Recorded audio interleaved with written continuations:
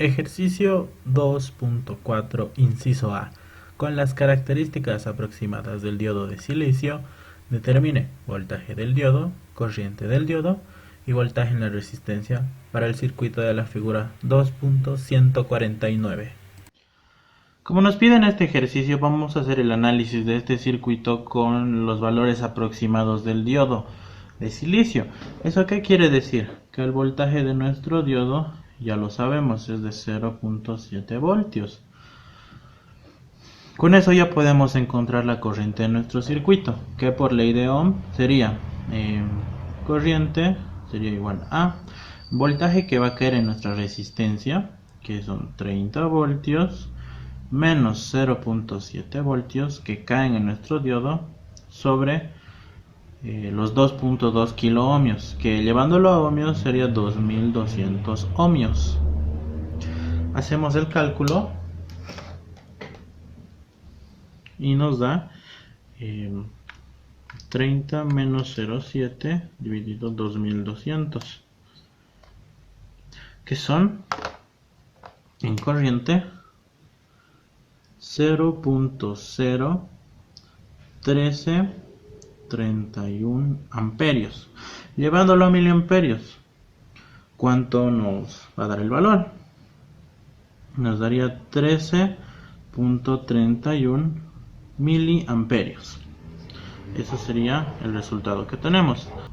Y por último tenemos que encontrar nuestro voltaje de la resistencia, que es el voltaje de la fuente menos el voltaje de nuestro diodo, que son 30 voltios menos los 0.7 que caen en nuestro diodo, que vendrían a ser 29.3 voltios. Exacto.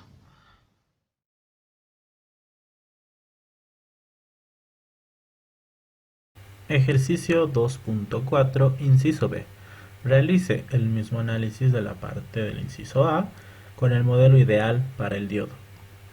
Pasando al inciso B, podemos ver que nos pide que hagamos el mismo análisis, pero con que nuestro diodo sea ideal. ¿Qué quiere decir que nuestro diodo sea ideal? Que no consuma nada de voltaje, es decir, que sea como un cortocircuito. Es decir, nuestro voltaje del diodo vendría a ser 0, ya que es ideal, no nos va a gastar nada. Pasamos al análisis de la corriente.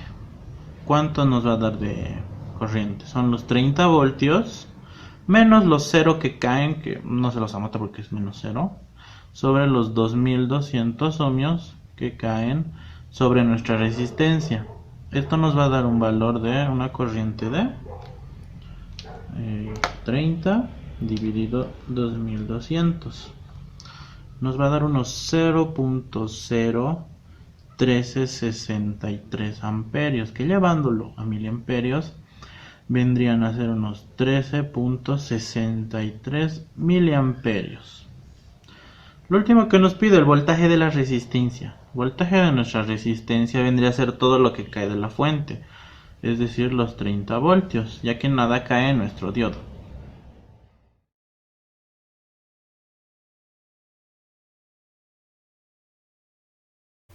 Ejercicio 2.4, inciso C. Sugieran los resultados obtenidos en las partes del inciso A y el inciso B que el modelo ideal puede ser una buena aproximación de la respuesta real en algunas condiciones. Pasando al inciso C, nos pregunta si es correcto aproximar ambos resultados, es decir, si están bien utilizar cualquiera de los dos resultados. Y en algunas ocasiones sí es bueno.